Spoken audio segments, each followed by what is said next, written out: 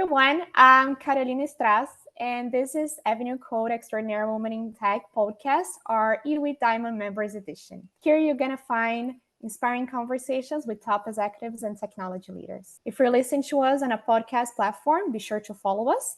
And if you're watching us on YouTube, subscribe to our channels. Well, for today's podcast, I'm really happy to host Juliette Samson, Chief Information Officer at Genpro.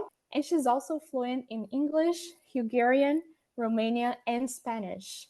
So, Bini a Veneti, and or welcome, Juliette, and thank you for accepting our invitation. From us, Carolina. Thank you so much, Awesome. Carolina. That is so sweet. I really appreciate the introduction. Yeah, I'm just delighted to be here with you guys. Awesome. And I'm really happy that you're going to share the story because I read it yesterday and I'm really excited that we can share with everyone else.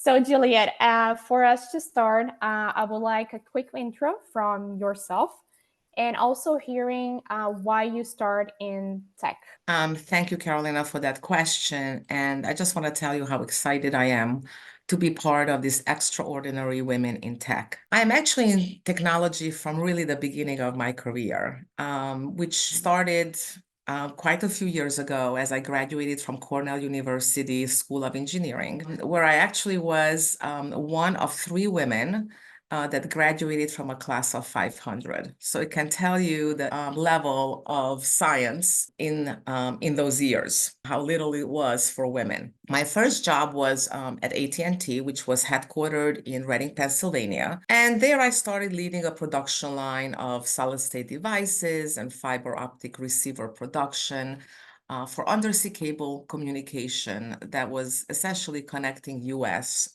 to Europe. I had the privilege to work across a lot of disciplines because AT&T was a very big company, roughly 60 billion in revenue. I was there about 22 years. After that, my career changed and I moved into IT in the financial industry, and I went to Wall Street. I worked at Merrill Lynch. That I went to the pharma industry where I focused on ERP, data center consolidation, mergers and acquisitions, and divestitures. Finally, I concluded in a mid-sized company as CIO and head of supply chain, kind of like how you introduced me. And that was in a CPG company. And currently, right now, I'm working for a logistics company. I think what's interesting just to know is that my sweet spot is more in the digital transformation area. I'm very, very astute in the P&L acumen part, mergers and acquisitions. And most importantly, my biggest job ever, Carolina, is being a mother of two. There are no books that describe how to do that job. That is and was and will always be my most challenging job. Also, as you mentioned, I do speak 4 languages. I would say I speak 3 really fluently and 1 so-so. And the 1 so-so is Spanish because that's the one I've actually learned throughout my career. But I was born in Romania and I was born in Transylvania, which was Hungary before the Second World War. So I ended up speaking both languages fluently. That's awesome. Thanks for sharing. And I Sure. think also reading your story on the book that you, Women's on STEM, I think that's also got me super excited because I could see like a similarity with my family's background and everything that one thing that you pointed out on the book that I thought was really interesting was that during your childhood, you didn't see the difference between women in Romania compared to what you faced when you came to the US. So I just wanted to point that out because I thought that was interesting because you could see with your mother and with the other woman that you have, that they were in the workforce and they were working and Right. they didn't have this bias that we're fighting for today. Awesome. So let's jump to the second question because I think there's a lot for us to cover. But I wanted to know, and if you could share some essential moments and challenges you encountered throughout your journey as a technology leader particularly as a woman in a traditional male-dominated industry. And I know you've been through different industries, so feel free to mention this as well. And all of those, from my perspective, they are male-dominated, so I think you can have different perspectives in each one that you pass through. Yeah, no, thank you. Yeah, it's an interesting question. I kind of had to think about it a little bit because there were many examples, and I just, we're time limited, so I want to make sure that we're as consolidated as possible. But I do agree with you that as growing up, I never saw the difference between men and women because both my parents were scientists and they were both working. And we had friends that were women doctors and women scientists and men, and I just didn't see the difference. And when I came to the United States as a 12-year-old in junior high school, I definitely started to see the differences. And I tried not to pay attention to it, to be honest. But as I grew older, it became more and more evident. And now I'm much more dedicated in supporting. In fact, I like to support all young people. I don't like to distinguish, to be honest, but I do take a special interest in women because women tend to be less confident and less believing in themselves. And so I'm trying to help those that I see that do that. And we can talk about that a little bit later. But to address your specific question, very specific situations is my very first job really was AT&T in Reading, Pennsylvania, as I mentioned earlier. And there I was leading a production line. And it was kind of interesting because after I started, maybe 6 months or a year after, I was told by my boss that they had several meetings prior to kind of welcome me and to figure out how to handle a woman because they didn't have a woman in this kind of a role. And really, my boss was a West Point graduate. He was a lovely person, truly lovely, and has really done a lot of good things for me. But I found that very interesting as they told me about it a year later. So really what happened is I started and they were all very cordial and I would go to the production line and I met this older engineer, which was a really nice guy. And it's funny because he must have been 50, but when I was 21, 50 to me was old. It's not anymore, right? Because I've reached that age. But in any case, he appeared very old to me. And he basically said to me, Juliette, you're such a nice lady. Why is it that you want to do this kind of work? Like, don't you want to be a mother? Don't you want to be married? And I kind of looked at him and I kind of was shocked. And I said, well, why are you an engineer? And he said, well, I really like it. It's just something we do. And I said, you know what? It's the same for me. I actually really like it. And it's something that I want to do. But of course, I want to be a mother. And of course, I want to be married. And why can't I do both? And I will do both. That was kind of an interesting experience. It's just something I cannot forget. I wasn't upset. It's just something I can't forget, right? Another experience was more a different role. I managed a very large group of people, 500 to 1,000 people at one point. And, I went to AT&T and I spent the amount of time there. I spent 22 years there primarily because it was a very big company and my plan was to move around in different roles. And that was very important because I saw the world. It was a good strategy. However, I did not realize my pay scale. I got promoted quite often. I really moved up the ladder. I worked for one of the most renowned women, the very first Fortune 50 CEO of HP. Her name is Carly Fiorina. I worked for her in 3 roles at AT&T. There were a lot of benefits that I had there. But when I left, I went to Merrill Lynch and I got a step function increase in my pay. And I was pretty surprised. And I realized that basically I was really not paid very well at AT&T. Of course, as a woman and just the way I was raised, you never ask for these kinds of things. You never, you don't go and you tell your boss, hey, I want more money. That just isn't what we used to do. Although today people absolutely do that. Yeah.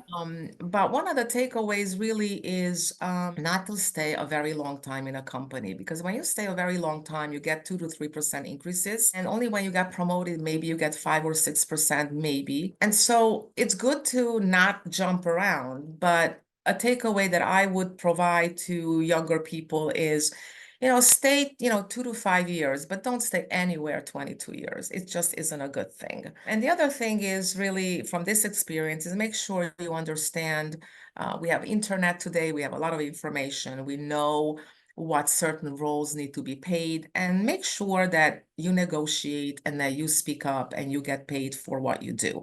Obviously, you have to do a good job, but yeah. So another experience, and then I'm going to stop because I think it's going to get to be too long. Some of the learnings for me. So again, I said, I purposely started to work for a Fortune 50. And I really enjoy and I highly recommend people to do things that they really like to do. And for me, it was very important to do things that are meaningful. And at AT&T, I connected the world. I was connected the world with like fiber optics and submarine cable communications. I was involved in the very first wireless deployment. These are big things and very meaningful for our communication. At Merrill Lynch, frankly, I just helped people make money. There was really no good purpose. But then when I went to Pfizer, which was a pharmaceutical, we do very good medicine. Oh, yeah. It's keeping people alive. And so I thought it was really important to do the things that are meaningful, at least for me. I made the decision to move from a Fortune 50 company and go to New York and travel 2 hours a day, at least, if not more. I decided to go to a mid-sized company where I could take a bigger role, like a CIO role or a head of supply chain role, and maybe make a bigger difference in terms of the company and also in terms of the people that work there. Because a smaller company is less political, there are less levels, it's sort of easier to do transformation, to do something really lucrative. And so this was the moment. So when I switched and I actually went to World Finer Foods, this was the moment when I realized that you can really impact the world in some very different ways. You could transform a company, you can make them more efficient, you can make them more automated, and still not have to fire people. And there are ways to do that. And so in my 8 years experience at World Finer Foods, I kind of realized that, yeah, this is possible. And I kind of liked it. And then I just decided to stay in a mid-sized company. We sold World Finer Foods, which was by design. So it was a big accomplishment. And after 8 years there, I moved on to Genpro, which is where I'm at now. Well, so many learnings through your journey. One thing that you mentioned, salary and asking for salary raise. I think that's one of the subjects that always come to our events. And the point is how to speak up, how to prove our value, and how to fight the imposter syndrome, right? So it's something that we currently are talking about. It's something that I feel that every time that we talk more about this, it makes it easier to make it happen. So it's super important to talk about this and to expose that and to expose all the experience that we had together. I know now you're in this role at Genpro, but I know you're moving also to more boards and interest in that. And I know that highlights your commitment to strategic leadership and collaboration.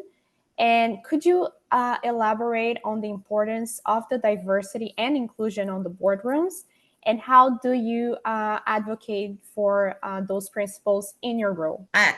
Great question again. Thank you for asking and giving me an opportunity to kind of talk about this. Kind of like I mentioned, when I moved from Fortune 50 to mid-sized companies, it was sort of a pivotal moment for me, obviously with experience and also with age, where I realized and I gained a level of knowledge, I guess, and a level of confidence where I know that I can help, right? And it took time, and it will take everyone time. You can't get that, when you start out your career, right? You have to experience things, you have to learn things, you have to feel comfortable about those things. But when you get there, it's really, really important to help others, or at least it's important for me. And I realized that I can do that. And as a result, I felt, and I still feel, and it's a continuous ambition of mine to kind of give back, and not just help a company in an executive role to do a transformation, but to help other companies in a board role, in an advisor, in a thought leadership role, to help other companies, and ask the right questions and guide other companies on how to do things efficiently and how to do things right. Yeah. I just feel that that's what I want to do. And to address your question of inclusion and diversity, I thought a lot about that word. And to me, diversity means much more than man, woman, Black, Asian, white, Spanish, whatever, right? Jewish, whatever. It's more than that to me. Diversity to me is diversity of thought. And through my career, I have realized that if I surround myself with people like me, it's very comfortable and we all agree and it feels good, but it's actually not good because our customer base is not like me. Our customer base is very diverse in thought, in culture, in education, in everything. And so in order to be a good leader in any company, you have to meet your customer requirements. And so it's really important to surround yourself with people that are different. And so it was, and to think out of the box and to have good, thoughtful conversations in meetings. Because if we all agree, then you're really not thinking out of the box. So you need people that say, hey, did you think about this? Did you look at it that way? And so it's a very uncomfortable thing to hire someone that's different than you. But I particularly look for that because I want people that can do things that I cannot do. And I think that's really important. So to answer your question, I do hiring. When I do advising, I think this is truly important. But again, I don't particularly believe that it needs to be done on a percentage basis. So I am not necessarily a proponent of companies saying 20% of your population has to be this way or that way. I think we as good leaders have an obligation to do those things because it's good for our business. So I always think about the P&L. I always think about the business, what is good for our business. And I definitely believe that diversity is very important. How do I, give back and do diversity like outside work? I participate in different things. So you have mentioned that there's a book that's coming out in the fall. I was very fortunate that somebody reached out to me. So I wrote a chapter about my journey, which is more or less what I'm talking about on this podcast. And it's for extraordinary women in STEM. And the purpose of that, and STEM stands for science, technology, engineering, and mathematics. And it's really to encourage younger women and younger people to go into the sciences. So I wrote a chapter about my journey to kind of explain pretty much what we're talking about. Another example is this podcast, right? And just in general, as I mentioned, I do like to mentor. It's something that I like to do. In fact, tomorrow, I'm actually having a conversation with a gentleman that worked for me at World Finder for intern, and he reached out 8 years later for career advice. So we're gonna have a little Zoom on that. And he happens to be a male, it doesn't matter. And the thing about diversity and inclusion, the thing that I value the most is the challenges that different backgrounds, different ideas, and different thoughts present to us. It makes us think through and it makes companies think through. So I think that's essential, as you mentioned. It's for the customer's perspective, it's for our own perspectives to bring and embrace any kind of diversity, to have the right approach, and also to make sure that we're respecting everyone that we're interacting with. So I think that's essential for sure. Thank you for mentioning us on your give back.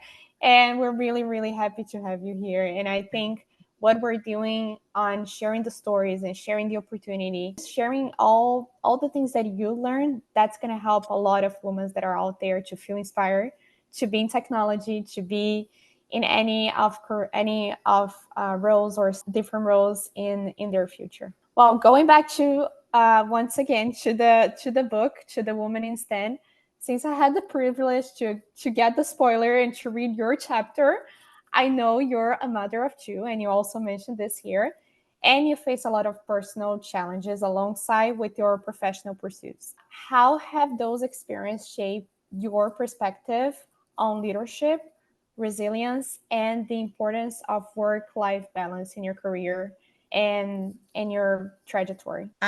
Yeah. Carolina, thanks again for this question. It is a difficult question to answer, but I'm going to try my best. I reflect on the work-life balance almost every day. I definitely reflect on it because I don't have the right answer. And the right answer is actually very different for everyone. And life shapes you in different ways. And so there's no straight line between point A and point B. There's zigzags that come your way and that shape your decisions and your thinking. In my case, I would say, quite ambitious and sometimes too ambitious. I'm very, very fortunate that I was able to have two beautiful children. I have a daughter and a son.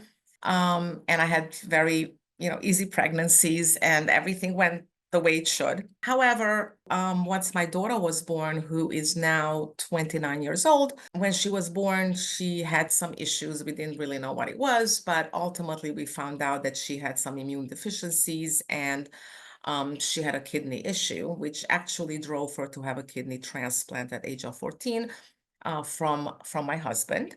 And then she had a second transplant at age of 21 because her transplanted kidney died, unfortunately. And then she had a second one from an altruistic donor. So managing through these kind of adversities, I would say, is very, very difficult. It requires very good planning, and it just gives more difficulty in your career, in the things that you want to do, because you end up doing things that you did not expect that's going to happen. But the good news is that it opens up your thinking to understand that you don't know about your employees, of what their life is like. People come to work, they look nice, they have a nice makeup on, they are articulate, they work hard, but you don't know what's happening in their lives. And there are days when they have good days, they have bad days, just like I have good days and I have bad days. So it kind of made me think and step back when, someone's not as nice or very snippy or something. Sometimes I think about, well, maybe something's going on behind the scenes that I don't know about, and I want to be more respectful. And again, that comes with time, right? Because sometimes people are not nice to you and you feel very upset, but just put yourself a little bit, step back and think maybe something's going on in their lives, right? And I was very fortunate. I had people that surrounded me. I was very open about some of my issues and people helped me. That's what a community is about, is to get help and to be open about difficulties that you really have no control over. The moral of the story overall is it's really important to be respectful with other people. It's really important to live your life and to make your decisions on what is that work-life balance as you go through your career, because it's going to change. So at the very beginning, I was working. And I was actually working through all of the events that have happened. But I got a lot of help through that. And, I surrounded myself with the right people and, I got through it. But it's important to understand what is important for you. I was always at my children's events I was always there when I had to be, but I was also away a lot. So I had a live-in babysitter. My husband had a job that was much closer to the house. So I built an environment where I was able to do everything and still kind of come out on top, if you will. So it's important to understand what's important to you. I had a best friend who is an amazing woman. And her motto was always family, family, family. And she gave up a lot of managerial positions because the family was more important for her. It's important to me as well. I wanted both. She had both. She grew, but not in the managerial roles because she just didn't want to do that because she wanted to be home. She didn't want to travel.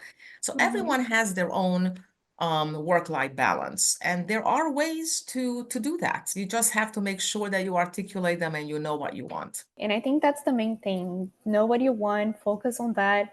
But also something that is important, I think, reading the chapter and also through that story, I know doing the job, and it's something that also helps me, keeps me sane and keeps me like, brings a light to whatever I'm going through in my personal life. If I'm doing a job, if I have like the focus on the job, that also kind of helps on Yes. the personal environment.